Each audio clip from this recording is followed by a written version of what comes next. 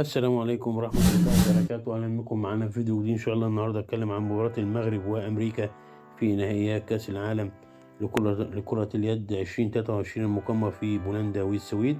مباراة تقام يوم الجمعة 13/1 الساعة 7 مساء. طبعا المغرب معاها في المجموعة السبعة، كل من أمريكا ومصر وكرواتيا. إن شاء الله المنتخب المغربي قادر يعني اللي هو حاصل طبعا ثالث كأس أفريقية البرونزية، اللي هو يكسب أمريكا أول مرة تصعد نهائيات